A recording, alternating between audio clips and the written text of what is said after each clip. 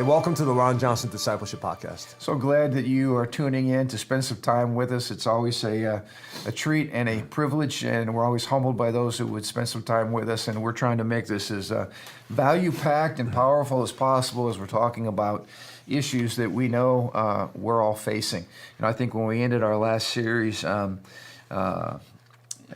about how Christians can't avoid what's coming. Like the ideological tidal wave is landing on our shores. You're going to get wet, and we need to know how to deal with this. We got to be ready. We got to be equipped, and it takes courage, to open our mouths and to speak on these issues.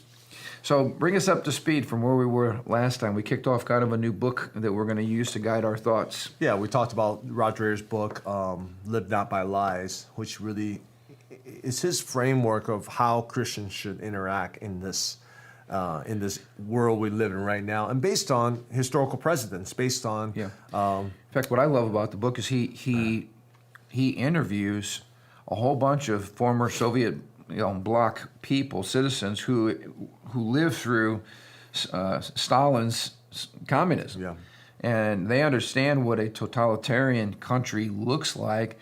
But I think what's most important, at least for us, is they understand the baby steps that it took, the kind of the cultural slide to go from a democratic republic, which most of those nations were, to a full-blown totalitarian regime. They saw the landmarks. They seen the landmarks, like, oh, they look familiar. Yeah, and they're able to say, hey, you guys, wake up. In fact, that to me is what the book really is. It is a cry to wake up before it's too late. And for that, we can be grateful that Rod Dreher took the time and did all the research and listened to the voices of those who know what's coming. Yeah. And hopefully we'll learn from it. So last week we started to introduce kind of the difference between hard and soft totalitarianism. And maybe it would be good just to review that. Hard totalitarianism is what we saw and what Alexander Solzhenitsyn lived through in the Soviet gulag, where you have people that are simply arrested in the middle of the night, beaten, tortured, thrown in prisons, worked in labor camps, solitary confinement families, exploding, blowing up, separation, loss of jobs, starvation. I mean, we've heard about all the horrific things, not only from the Nazi Holocaust, but from the Soviet Union Holocaust, and now modern day communist Chinese and North Vietnam, some of these horrific places where human rights are being trampled. That's not soft. That's hard totalitarianism. That's not soft totalitarianism. Talk about what's the soft totalitarian. That's a big word. You say it a lot of times. The soft totalitarianism that we're experiencing in America today. What does that look like? Right. So instead of I was going to say instead of the police knocking on your door, which actually has been happening more and more in America today. We're starting to creep into the hard, but it's censorship, is losing your job, shadow ban, or just straight up censorship on being banned on social media, ostracized by society, shame, name calling, stuff like that. Yeah. And that's everywhere. That is absolutely everywhere.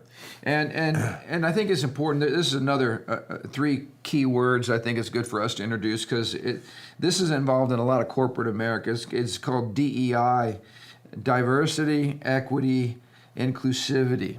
Now, all of those words, again, are nice words, and they're rooted in an idea of social justice. Yeah. One thing about America is I think this is why the soft version of totalitarianism is so easy for us to embrace, is because we're suckers for justice. And that came out of our Judeo-Christian worldview. I mean, that's what we cut our teeth on.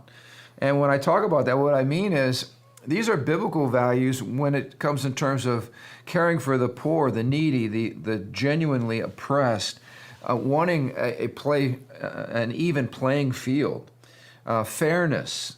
We're all about integrity in the marketplace, We're all about equal weights and balances. These are biblical things. Like, you don't go to the gas station and think you're getting a gallon, but you're really only getting a half a gallon because somebody's lying to you at the pump. We'd be outraged over that kind of duplicity. And so when it comes to this whole notion of social justice, if you're not careful and you don't look at the terms and you don't look at the agenda carefully, terms like diversity, inclusivity, and equity all sound so Christian. And we put our arms and our hearts around it, and we don't realize it, but we're swallowing a bunch of lies. Yeah, and they hinge on like the happy ending, the feel good point of diversity, the 5% diversity that's, that's like seem to be so happy or so appetizing to the public. Yeah. But diversity is a very complex idea in terms, Right. because no organization, no nation can survive under the guise of diversity. Right. Because when you talk about diversity, what are you talking about? Diversity of worldviews, diversity of skin color, diversity of background. How about diversity of values? Yeah. What organization can exist when there's a diversity of value? You have no organization, you have no nation. Well, he points out in the book, you can't have a culture without a cult. And we tend to think of cult as some weird religious group. That's not the definition. The definition of cult, which makes for culture, is that there's a transcendent moral order under which everybody operates. Right. Even communism had a cult. The cult was the party. Yeah. Everybody submitted their personal agendas to the larger party. So in America, and as Christians, the cult would be we submit ourselves. We're one nation under God. When you take away God, you take away the cult. You take away the religious transcendent order. Yeah. And then all you're left with is selfishness. And so, for instance, we talk about diversity. Well, the church should be the most diverse place on planet Earth, and I'm grateful to say our church is incredibly diverse. But it's a diversity of the beautiful way in which God has created differences among us. When you take out the moral compass, which is what our culture's done today, a celebration of diversity becomes a celebration of perversity. Mm-hmm. We celebrate things that God condemns. And so we take something as beautiful as diversity, we pervert it because we remove God from it, and then you get this very ugly form of diversity, which means we have to accept everything weird and perverse and abnormal, and if you disagree, we no longer include you. So now our inclusivity no longer applies to anybody who disagrees with our definition of diversity. Diversity has to be the one side of the coin. The other side of the coin has to be unity. Diversity doesn't work unless you have something to unify around. Think about the United States of America. It used to be that we have a diverse 50 states. We have different locations, probably different backgrounds, different historical contexts, but we unify under the Constitution. Yeah. But when you throw the Constitution out as something that needs to be evolved or modified or whatever, there's no unifying factor. We have America today, which is the diversity itself can never sustain any nation, organization, family. It just will not work. So when you just talk about diversity, it's a feel-good term with no substance unless you talk about unity. It just does not work. And let's throw in the word equity, because that's real popular now. We used to believe in the concept, this is a biblical concept, equal opportunity. In other words, and a level playing field. So you, myself, whoever else, no matter what our racial background, our socioeconomic background, we have the same opportunities as Americans to succeed. That's biblical. Equity says not equal opportunities, but equal outcomes. So now we have to take away from somebody who's done better, who's made good choices, who's worked hard, who's really applied themselves. Now we have to take away what they have made, and we have to give it to somebody else, because it doesn't matter equal opportunity. What matters is equal outcomes. Everybody needs to have the same paycheck. Everybody needs to be able to live in the same house. Everybody needs to drive the same car. But as we know, that is a socialistic myth. If 100 people won the lotto, and let's say 50 people from all the United States, everybody was a lottery winner, and they all won $10 million. I guarantee you, if you looked a year from that point, you would not find equal outcome. You would not find equity. What started in equity would not end in equity. It would end in a great disparity, and some of those people would be broke. Some of those people would have made great investments. Some of those people would have blown it all in a month. And it just shows you, it completely removes any sense of personal responsibility or accountability. and it leads you to poverty, which leads you to government being more involved, which leads you to the totalitarianism that we see all over the world. Which leads to, I mean, that's the famous experiment by that college professor who says, hey, you know what, for the next test, we're all going to get the same grade. Doesn't matter how much you study, how much you work, how much you learn, everyone's going to get the same grade. And, you know, after the first test or so, everyone got the grades. Well, guess what? Everyone was upset. You know, the students worked really hard, and the students who didn't do any work got the same grade, right? And then the next test, the grade kept going down lower. It's the average of the grades, I believe. The grades keep getting lower because the good students are like, why should I work hard to get a good grade? Because I'm going to get the same grade everyone else gets anyway. That's what happens. So productivity decreases, accountability decreases, everything decreases. Entrepreneurship. Why is anybody going to make an investment? Why should I take that risk to venture out when I don't get any extra benefits from it? It doesn't collide. It doesn't conform to human nature, the biblical understanding of human nature, of who we are. It assumes this utopianism, which doesn't exist. Exactly. And I think this is important for where we're at today, because Solzhenitsyn's comment, live not by lies, was something that he so strongly believed in, because he saw that the communistic regime was built on lie after lie after lie. It's all propaganda. If the party tells you 2 + 2 is 5, then your job is to believe what the party says, because truth is really just a mental construct. Truth exists to serve the party's agenda. Yeah, what is true is the party. The party is true. Whatever the party says is true. And so we're in a situation now where if Joe Biden says that he's going to invest $10 billion and it's going to solve climate change problems, and there's not going to be any hurricanes, which I heard him claiming credit for, somebody who was speaking for him. Then our job, we're going to believe it. Oh, well, evolution is a foregone conclusion. Oh, okay, well, I guess we're all evolutionists now. Men can lactate and breastfeed. Oh, great. That's what the whatever group said, the government group says, so I guess that's the truth. That's the way this edifice gets built, is upon lies. And he said the system depends for its existence on a people's fear of challenging the lies. And I think that's where we're at today. You know, I was preaching on some of that on Sunday about having courage to be the person that says, no, I'm not going to sign this diversity policy as you've written it, because it violates truth.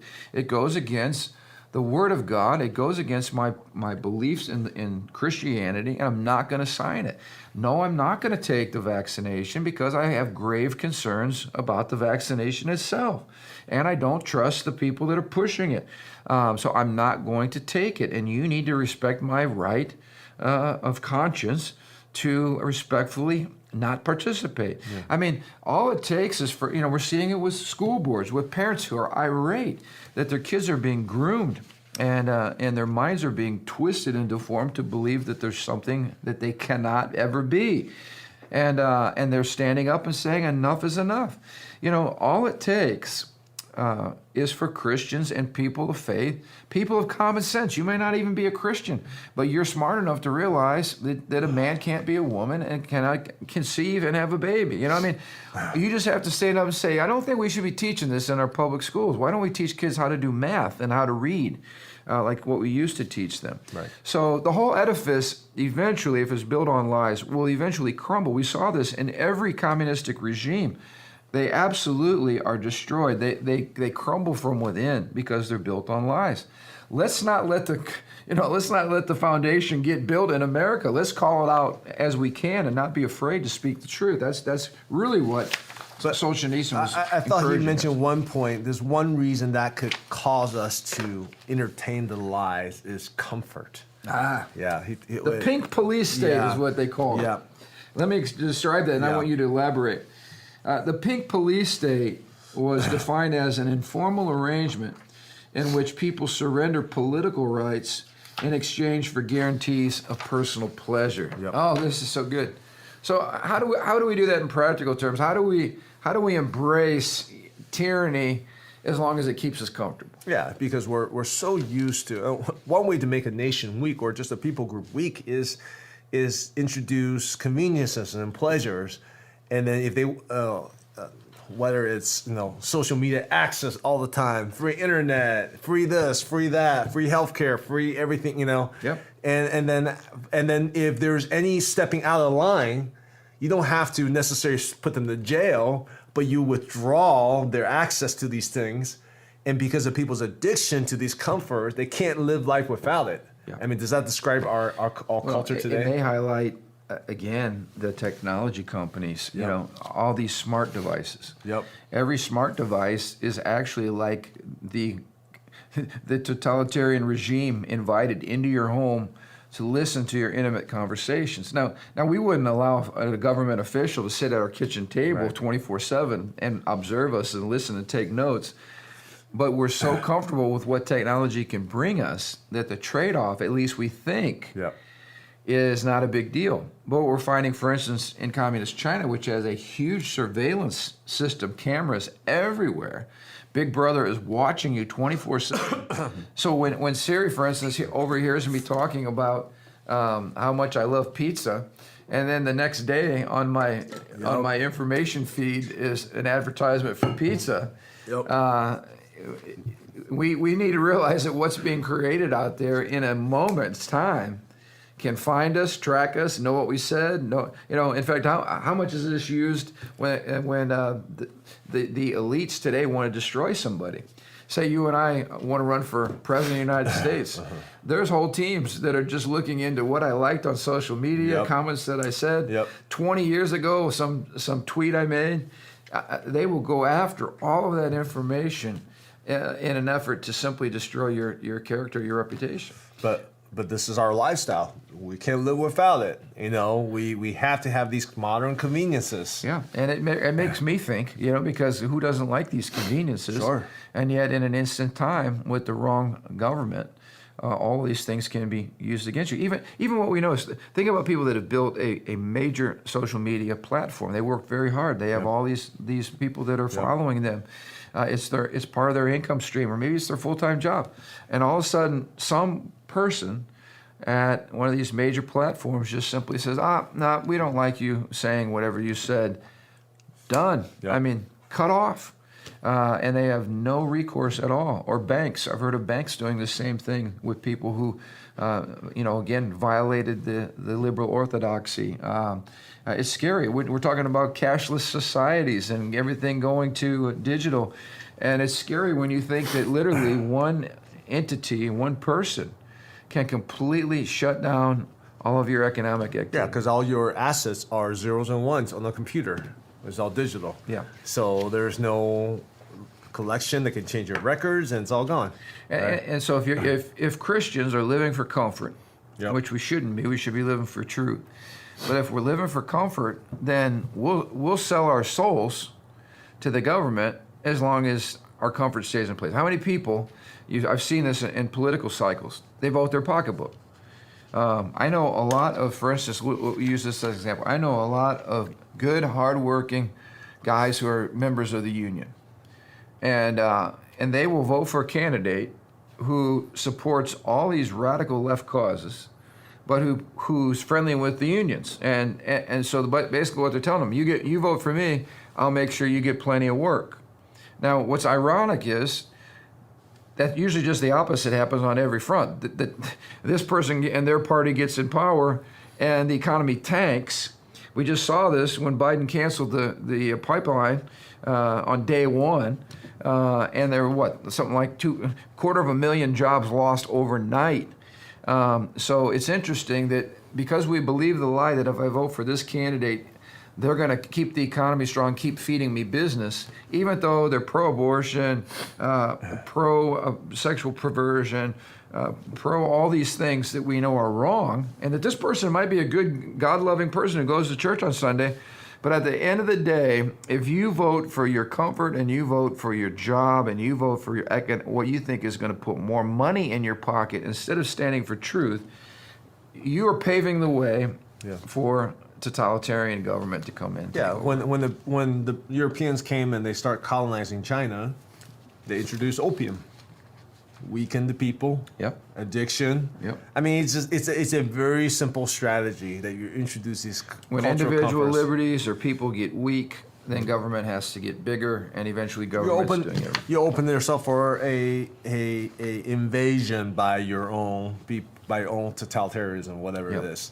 So This was an interesting point he made in the chapter, because nobody says, yeah, let's all live under some dictator and Yeah. let's all be slaves to the state. No, nobody ever wants that.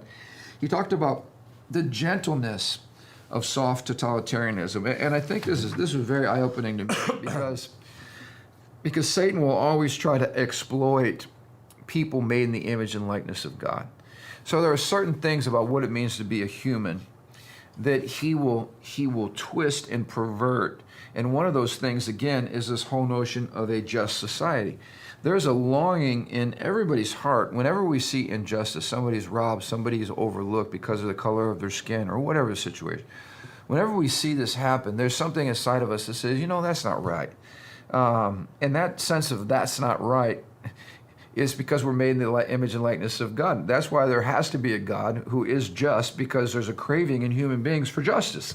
So where did that craving come from? It came from a God who is a just and holy and righteous God.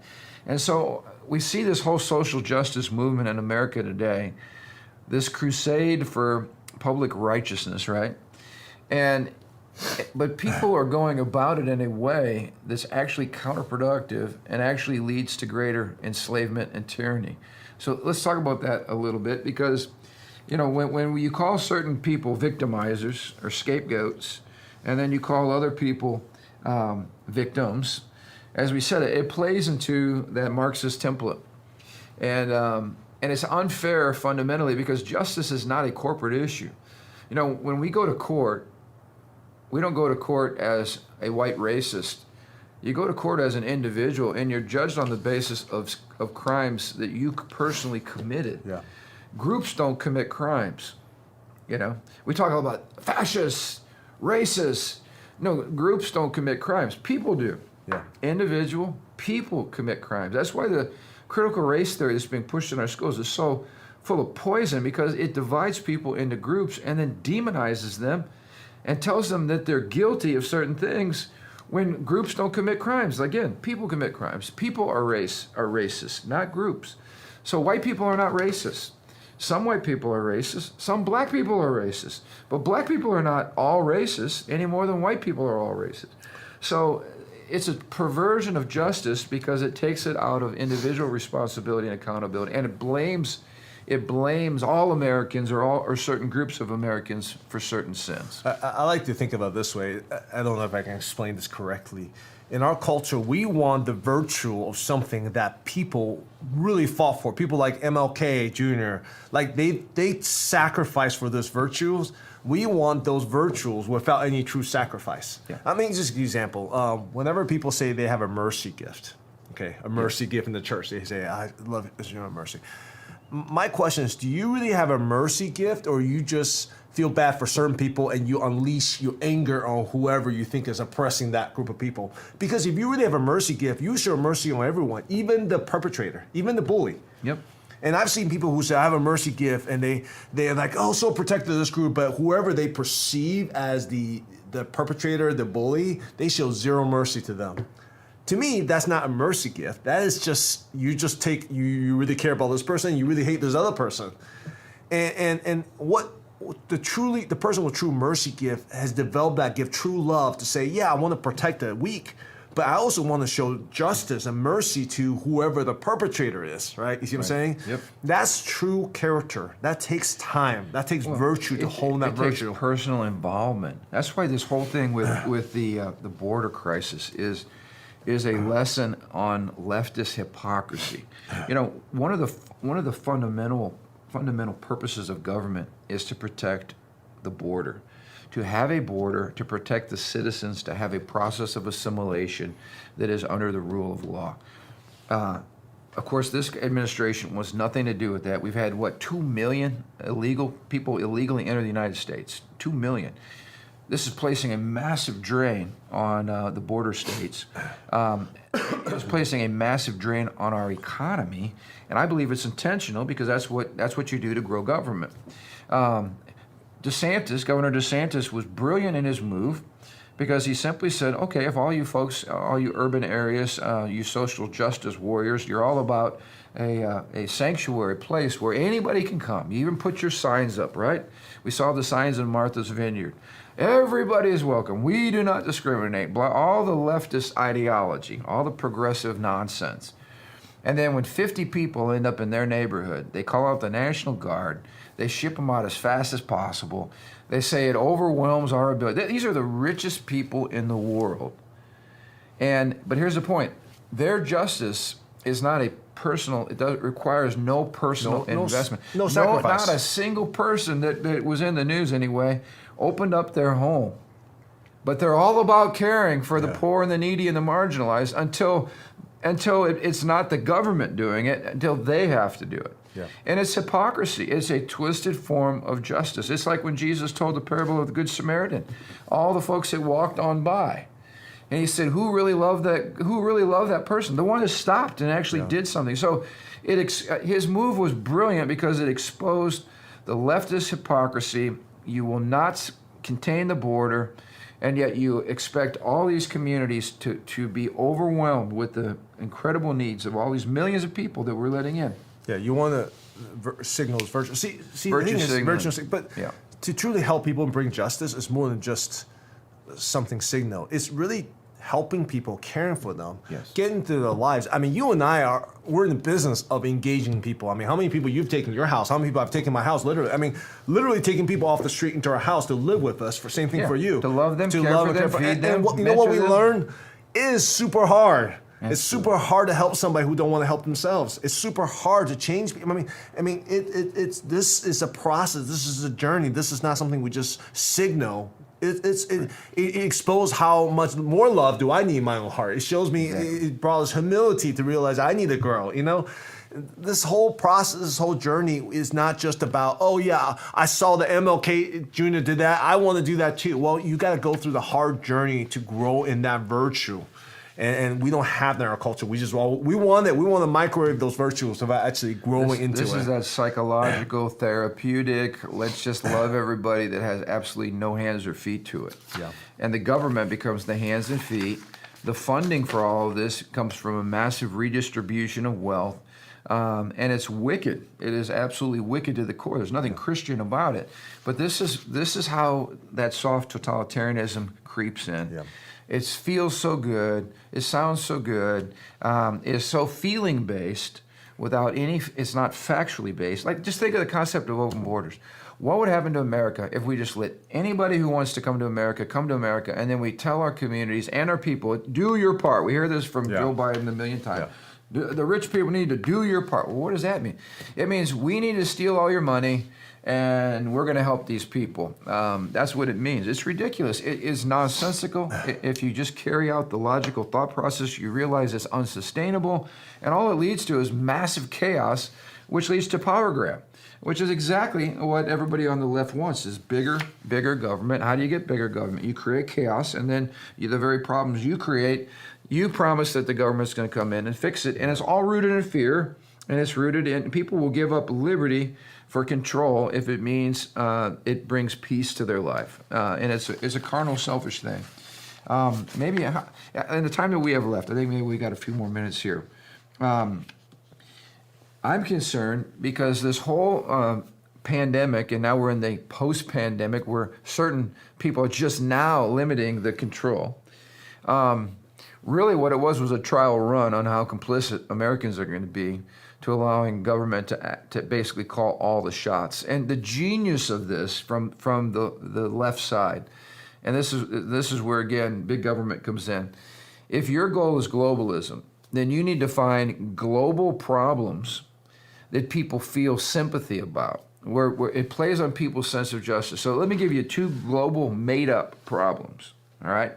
The first global made-up problem is the COVID-19 pandemic. It wasn't made up in that we didn't have people that got sick. What was made up was the overreach. We saw certain countries like Australia, where a woman, she was not vaccinated. This was on social media. There was a man with a mask, government official, grabbing her by the throat and shoving her up against the building. What was her crime? She didn't want to be vaccinated. This is heavy-handed government totalitarianism. Now, that whole nation was locked down. We saw, again, on social media, entire camps that the communist Chinese created that looked like a beehive, all these little white buildings where people were physically quarantined, removed from public life, quarantined. This is just heavy-handed totalitarianism. But here's the thing. It's all done for your good. Yeah. And we had people saying, churches shouldn't open, they'll become super spreaders.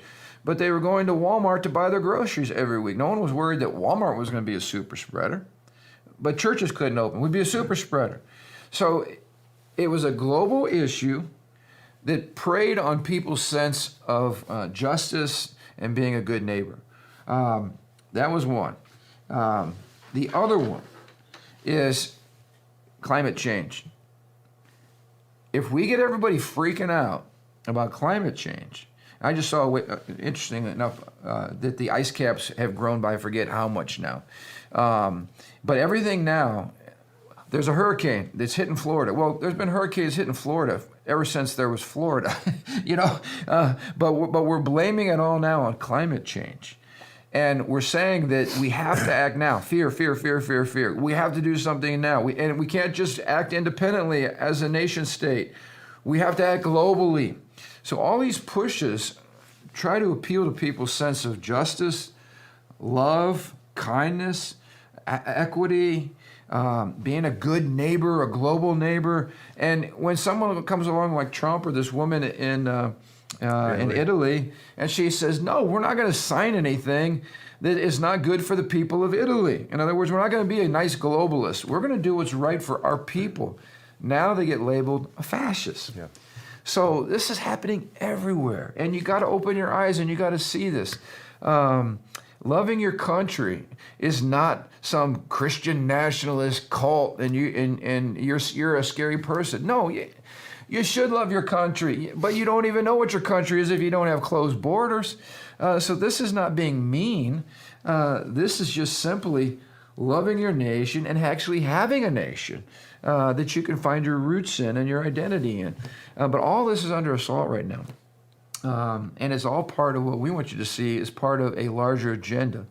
It's a governmental overreach agenda. It's a one world agenda, globalist agenda. This is not conspiracy theory stuff. This is as real can get, and it's all around us. So maybe next week, let's pick up on how all this has impacted the church, because one of the things that Solzhenitsyn pointed out, which I thought was very interesting, is big government's first point of attack on their agenda is to go after the church. And I preached on this Sunday. We are the last bastion of freedom between a global big government, leftist government, kind of takeover. It's always the church. It's because we believe in truth. It's because we love God. It's because we believe in a transcendent moral order. And because we fear God more than we fear man, that means we're not manipulated by the power of the state. Because we believe in eternal life, and because we believe we're going to live forever on a new earth, we're not living for short-term agendas. We're living for long-term maximum pleasure, not short-term immediate pleasure. We're living for long-term pleasure. So we're not manipulated. That's why the priest would be executed, and they'd say, do you believe in God? Yes. Boom. Communists would kill him. They go to the next one. Do you believe in God? Yes. Kill that one. Because they're not manipulated by short-term government ideology and agenda. That's why we're the biggest threat to big government. And it's why I believe what we're going to see in America is a greater and greater attack on pastors and on churches that are standing for the truth. And as Solzhenitsyn said, we close with this, it's the very act of courage to stand against the lies that actually saves you from the lies themselves and causes that system of cards to come crashing to the ground. So we've got to be more bold than ever. At some point, someone's got to say the empress got no clothes on. Exactly. Yeah. Guys, you're naked, and we see it. We're not pretending you have a beautiful suit on. You're absolutely butt naked, and that takes guts to say that, but we need to say it. That's what it means to be truly prophetic and for the church to be prophetic. Yeah. And I encourage you, sometimes people throw stones at the church, and I want to encourage you, if you're at a church with a pastor who does not have the courage to speak the truth, my question to you would be, why are you at that church? You're part of the problem. It's easy to cast stones at the church when you're attending a church that supports the very problems that we're seeing all around us. Get out of that church while you can. Go to a church with a pastor who preaches the word. Go to a church where the Bible is supreme. Go to a church where people have courage to stand. Don't go to a church that's complicit with the current wokeness and compromise that's so prevalent in America today. That's part of the problem. Get involved and go to a church that's getting involved. Be part of the solution, not part of the problem.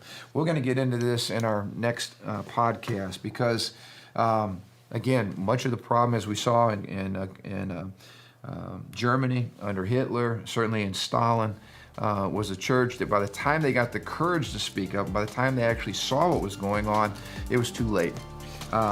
I believe better things for the American church. Absolutely. And we'll speak into that. Yep. Absolutely. We'll speak into that next week. Thanks again for tuning in. Have an amazing week. We look forward to being with you next Thursday.